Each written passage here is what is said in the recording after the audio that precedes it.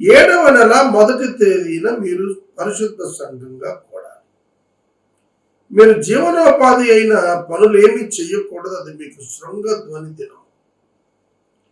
నిర్దోషమైన ఒక కోడెదూడను, ఒక పొట్టేలును యెహోవాకు ఇంపైన సువాసన గల దహన బలిగా అర్పించాలి.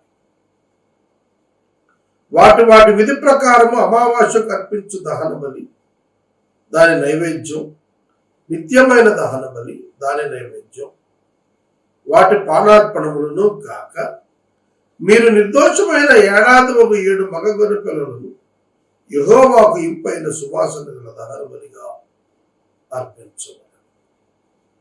ప్రతి కోడెదూడతో వాటి నైవేద్యం నూనెతో కలపబడిన గోధుమ పిండి ప్రతి కోడెదూడతో తూములో 3 పదవంతు, పొట్టేలకు 2 పదవంతు, 7 గొర్రె పిల్లలో ఒక్కొక్క పిల్లతో ఒక్కొక్క పదవంతు మీ నిమిత్తం ప్రాయశ్చిత్తం చేయబడుటకై ప్రాయశ్చిత్తార్థ బలిగా ఒక మేకపిల్లను అర్పింపగలరు. ప్రాయశ్చిత్తము చేయబడుటకై ఒక మేకపిల్లను అర్పించవలను.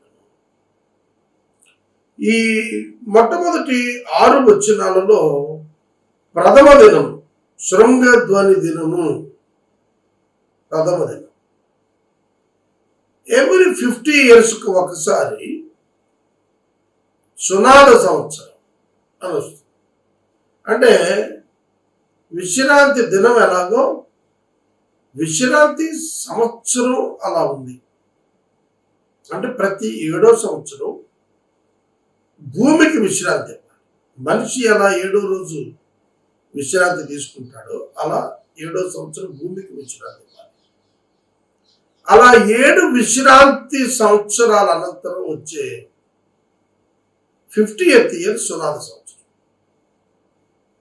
అది ఎవరి స్వాస్థ్యాలు వాళ్ళకి వెనక్కి తిరిగి. భూమిని శాశ్వత విక్రయం చేయకూడదు. ఇప్పుడు శాశ్వత విక్రయం ఉంది, అప్పుడు లేదు యూదుల్లో. అది 50 సంవత్సరాల వరకే దాని పంటను మాత్రమే కొనుక్కుంటారు. అది శాశ్వత విక్రయం కాదు. సునాద సంవత్సరం నుంచి సునాద సంవత్సరం వరకే. తన పితరులు తమ సంతానానికి మిగిల్చి వెళ్లకుండా తమ స్వాస్థ్యం, ఇవ్వబడిన స్వాస్థ్యం పోగొట్టుకోవడానికి వీలు లేకుండా దేవుడు శ్రద్ధ తీసుకుంటాడు. తర్వాత తరాల వాళ్ళు కూడా స్వాస్థ్యం అనుభవించాలి. అందుకు సునాద సంవత్సరం ఇంట్రడ్యూస్ చేశాడు. ఇక 7వ వచనం నుండి 11వ వచనం వరకు ఉన్నది 7వ నెల 10వ దినం జరిగే జాతీయ ప్రాయశ్చిత్తాలు. ఆ దినం మిమ్మల్ని మీరు దుఃఖపరుచుకోవాలి, ఏ పని చేయకూడదు. ప్రాయశ్చిత్తం కలగటానికి పాప పరిహారార్థ బలి, నిత్యమైన దహన బలి దాని నైవేద్యం, వాటి వాడి పాదాలు కాక మీరు ఒక కోడెదూడను, ఒక పొట్టేలును, ఏడాదిమైన 7 గొర్రె పిల్లలను యెహోవాకు ఇంపైన సువాసన దహన బలిగా అర్పించాలి. అవి మీకున్న వాటిలో నిర్దోషమైనవై ఉండాలి. నూనెతో కలపబడిన పిండిని నైవేద్యముతో గాను ప్రతి కోడెతో తూములో 3 పదవంతులను, ఒక పొట్టేలుతో 2 పదవంతులను, ఈ 7 గొర్రె పిల్లలలో ఒక్కొక్క పిల్లతో ఒక్కొక్క పదవంతులు పాప పరిహార్థ బలిగా ఒక మేక పిల్లను అర్పించాలి. 1 శృంగధ్వని దినము, 2 జాతీయ ప్రాయశ్చిత్త దినం. ఈ 2 జరగాలి. 29వ అధ్యాయము 12వ వచనము నుండి మనకు వ్రాయబడినది ఏమిటంటే ఫీస్ట్ ఆఫ్ టాబర్నకల్స్. టాబర్నకల్ అంటే గుడారాల పండుగ అంటారే. ఇది అతి ప్రాముఖ్యమైన పండుగ. ఇది అతి ప్రాముఖ్యమైన పండుగ. ఇది ప్రతి 7వ మాసం 15వ తారీఖున ప్రారంభం అవుతుంది. 8 days ఉంటుంది. వాస్తవంగా 7 days. First day plus 7 days. ఎందుకంటే మొదటి దినం పరిశుద్ధ దినంగా వాళ్ళు ఆచరిస్తారు, మరియు ఆ దినం తర్వాత 7వ దినాన పరిశుద్ధ దినంగా వాళ్ళు ఆచరిస్తారు. మొత్తం 8 days వస్తుంది మనకు. ఈ 8 దినాలలోనికి వచ్చేటప్పటికి సుమారుగా 1-200 అంటే 199 యానిమల్స్ ఆ 8 days లో వధించబడతాయి. మొదటి రోజు 30 యానిమల్స్, రెండో రోజు 29, మూడవ రోజు 28, నాలుగవ రోజు 27, ఐదవ రోజు 26, ఆరవ రోజు 25, ఏడవ రోజు 24, ఎనిమిదవ రోజు 10. చూడండి, కనుక 199 యానిమల్స్ వధించబడతాయి. ఈ ప్రత్యేకమైనటువంటి గుడారాల పండుగ ఇశ్రాయేలీయుల చరిత్రను జ్ఞాపకం చేసుకోవడానికి శాశ్వతమైన కట్టడగా దేవుడు నియమించాడు. శాశ్వతమైన కట్టడగా దేవుడు దీన్ని నియమించాడు. విశ్వాసులుగా వాళ్ళందరూ కూడాను దీనిని తప్పక ఆచరించాల్సిందిగా సూచించాడు. 12వ వచనం మొదలు చదువు. 7వ నెల 15వ దినమున పరిశుద్ధ సంఘంగా కూడాలి. అప్పుడు మీరు జీవనోపాధి అయిన ఏ పని చేయక 7 దినములు యెహోవాకు పండుగ ఆచరించాలి. నిత్యమైన దహన బలి, దాని నైవేద్యం, దాని పానార్పణం గాక యెహోవాకు ఇంపైన సువాసనగా దహన బలిగా 13 కోడెదూడలు, 2 పొట్టేళ్లు, ఏడాదివైన 14 గొర్రె పిల్లలు అర్పించాలి. అవి నిర్దోషమై ఉండాలి. అంటే 30 ఇక్కడ మనం చూస్తున్నాం. యానిమల్స్ బ్లడ్ షెడ్ ఉంది. ఇక్కడ నూనెతో కలపబడిన గోధుమ పిండిని నైవేద్యం కాదు. ఆ 13 కోడెదూడలతో ప్రతి దూడతో తూముతో 3 10వ వంతులను, 2 పొట్టేళ్లలో ప్రతి పొట్టేలతో 2 10వ వంతులు, 14 గొర్రెపిల్లల్లో ప్రతి దాంతో ఒక్కొక్క 10 వంతులు పాప పరిహారం బలిగా 1 మేక పిల్లను అర్పించాలి. ఎవ్రీడే, ప్రతిరోజు జరిగే క్రియ ఏమిటంటే పాప పరిహారార్థ బలి మరియు నైవేద్యం, దహన బలి. ఈ 3 ఎవ్రీడే నిత్యమైన దహన బలి. చూడండి, ఇందులో మీరు అర్థం చేయాల్సింది ఏంటంటే ప్రతిరోజు జరిగేటువంటి అర్పణలలో నిత్యమైన దహన బలి అనే పదం కనిపిస్తుంది. నిత్యమైన దహన బలి అనే పదం కనిపిస్తుంది. ఉదాహరణ 17వ వచనంలో నిత్యమైన దహన బలి, 20వ వచనంలో నిత్యమైన దహన బలి, 23వ వచనం నిత్యమైన దహన బలి, 26వ వచనం నిత్యమైన దహన బలి, 29వ వచనం నిత్యమైన దహన బలి. ఇలా నిత్యమైన దహన బలి నిత్యం ఎలా అవుతుంది? రిపీటెడ్గా ఇస్తున్నప్పుడు సింబాలిజం. నిత్య దహన బలి ఎవరిది అంటే యేసుక్రీస్తు. నిత్య దహన బలి అనేది యేసుక్రీస్తు. శాశ్వత కాలానికి సరిపడిన ఏకైక దహన బలి తానే. ప్రభువుకు సూచనగా ఇవి ఇస్తాయి. అలాగే పాప పరిహారార్థ బలి కూడా నిత్యమే, ఏకకాలానికి చెందినటువంటిది. ఆయనే అర్పణగా అర్పించుకున్నాడు. ఇదే మనకు హెబ్రీ పత్రిక చాలా వివరంగా యేసు తనను తాను బలిగా అర్పించుకున్న సందర్భాన్ని వివరిస్తాయి. 17వ వచనం నుండి 19 వరకు 2వ దినం బలి. ఈ 2వ దినం కూడా నిత్యమైన దహన బలి, నైవేద్యం. ఇందులో కూడా యథావిధిగా పాప పరిహారార్థ బలి. మేకపల్లె పాప పరిహారార్థ బలికి ఈ 8 దినాలు వినియోగించబడి,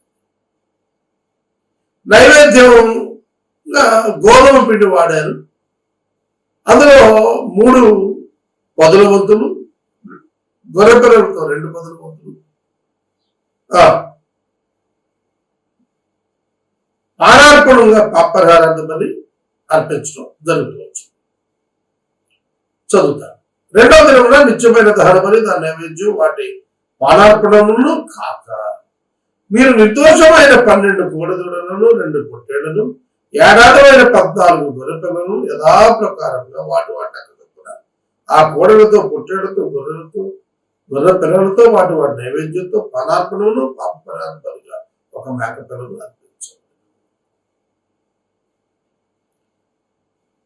second day 29 animals. Third day 28 animals. నిత్యమైన దహనం అని 3వ దినాలు కూడా దాని నైవేద్యం, దాని పానార్పణం. ఇవి కాక ఎడిషన్ టు దట్ నిర్దోషమైన 11 కోడెలు. కోడెల సంఖ్య తగ్గుతూ వచ్చింది. కోడెల సంఖ్య ఎవ్రీడే ఒక్కొక్క కోడె తగ్గుతూ వచ్చింది. 2 పొట్టేళ్లు ఏడాది 14 గొర్రెపిల్లలు విధి ప్రకారంగా వాటి లెక్క చొప్పున కోడలతో పొట్టేళ్లతో గొర్రెపిల్లలతో వాటి నైవేద్యం పానార్పణం పరిహారం. It's also common. అది మళ్ళా 4th డే 23 నుంచి 25 ఒక పొట్టేళ్ళు ఒక కోడె తగ్గింది. అంటే ఇక్కడ నిర్దోషమైన కోడెలు 10 తీసుకున్నాను, మిగతా యాజ్ తీసుకున్నాను. 26వ వచ్చిన నుండి 28వ వచ్చిన వరకు దహనబలి, నైవేద్యం, పానార్పణం ఈ మూడు గాక 9 కోడెలు. మళ్ళీ కోడెల్లో ఒకటి తగ్గింది. 5వ దినానికి వచ్చింది. నిర్దోషమైన 9 కోడెలు, 2 పొట్టేళ్ళు కామన్, 14 గొర్రెపిల్లలు ఏడాది కామన్. వాటిని కోడెలతో పొట్టేళ్ళతో పాటు గొర్రె పిల్లలతో నైవేద్యం పానార్పణంగా పాప పరిహారం బదులు ఒక మేకపిల్ల అదనంగా ఉంటుంది. అది కూడా కామన్. అది కూడా జరుగుతుంది. 6వ దినం కూడా అంతే. ఒక కోడె తగ్గింది, 8 కోడెలు ఇచ్చింది. 7వ దినం 32 వచ్చిన నుండి 34 వరకు చెప్పాడు. అందులో కూడా ఒక కోడె తగ్గింది. 8వ దినం మీకు వ్రత దినము. మీరు జీవనోపాధి పనులు ఏమి చేయొద్దు. అందులో నిత్యమైన దహన బలి, దాని నైవేద్యం పానార్పణం గాక యెహోవాకు ఇప్పటి సువాసన దహనం వరకు నిర్దోషమైన ఒక కోడెదూడదు. ఇక్కడికి వచ్చేటప్పటికి 8వ దినం పరిజంతువులే. ఒక కోడెదూడ, ఒక పొట్టేలు, ఏడాది అయిన 7 గొర్రె పిల్లలు మరియు పాపరాలి మేకపిల్ల. అక్కడ 10 animals. మొత్తం టోటల్ 199 animals. మీ మొక్కుబడులు, మీ స్వేచ్ఛార్పణలు, మీ దహన బలులు, మీ నైవేద్యం, మీ పానార్పణలు, మీ సమాధాన బలులను గాక వీటిని నియామక కాలం ఉన్నది యెహోవాకు అర్పించాలి. యెహోవా మోషేకు ఆజ్ఞాపించినట్టు మోషే ఇశ్రాయేలుతో సమస్తం తెలియజెప్పాడు. It's all bloodshed. రక్తం చిందించండి, రక్తం చిందించండి, రక్తం చిందించండి, రక్తం చిందించండి చెప్తున్నాడు. ఎందుకు ఇంత విస్తార రక్తం చిందించండి? విస్తార పాప పరిహారార్థం విస్తార రక్తం చిందించాడు. నిర్దోష జంతువుల యొక్క నిర్దోష రక్తం చిందించబడాలి. పాపము వలన వచ్చు జీతం మరణం. కనుక ప్రాణం పోతుంది. పాపములకు క్రయం ప్రాణమే విలువ. అందుకే రక్తంలో ప్రాణం ఉన్నది కనుక ప్రాణాన్ని అక్కడ సాక్రిఫైస్కి ఇవ్వాల్సి వస్తుంది. మానవ పాపాన్ని కప్పటానికే ఉపయోగపడింది ఈ రక్తం, మేకల రక్తం కూడా. అదే హెబ్రీ పత్రిక 10వ అధ్యాయంలో చెప్పాడు. ఈ కోడల రక్తం, మేకల రక్తం ఇవ్వటం వల్ల జరిగింది ఏమిటంటే ఎవ్రీ ఇయర్ ఇవ్వాల్సి వచ్చింది.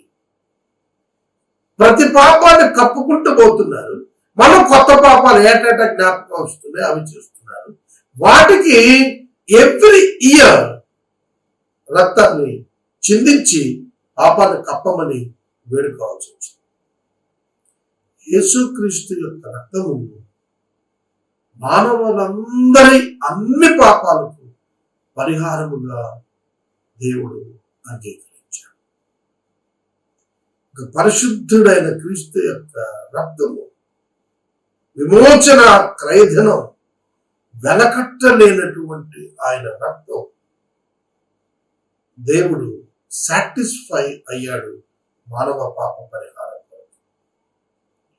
ఆయన శాశ్వతమైన పనిగా తను చేసుకున్నాడు. దాన్ని సింబల్గా ఈ గుడారాల పండుగ అని చెప్పబడిన ప్రత్యేక పండుగలో ఇంత పాపక్షమాపణ అర్థం, ఆరాధన నిమిత్తం, ప్రభువును సమాధానం కలిగే నిమిత్తం ఈ రక్త ప్రోక్షణ జరుగుతూ వచ్చింది. దహన బలి ఆరాధనను సూచిస్తుంది. తనను తాను సంపూర్ణ సమర్పణగా దేవునికి అప్పగించుకుంటాను దహన బలి సూచిస్తుంది. రోమా 12:2 దేవునికి అనుకూలమును అయినటువంటి చిత్తమును గ్రహించినట్లు మనసు మారి నూతన ముక్తి వల్ల రూపాంతరం చెందమన్నాడు విషయాలు. ఆ ట్రాన్స్ఫార్మ్డ్ స్టేటస్ లో దేవుని ఆరాధించడానికి దాని దహన బలికి మనం వర్తించుకోవాలి. కనుక మానవుడు దేవుని యందు విశ్వాసం ఉంచి యేసుక్రీస్తునందరి విశ్వాస మూలముగా తను దేవుని ఆరాధించేటట్లుగా దేవుడు దీన్ని చేశాడు. ఇక్కడితో మనం 29వ అధ్యాయాన్ని ముగించుకున్నాం.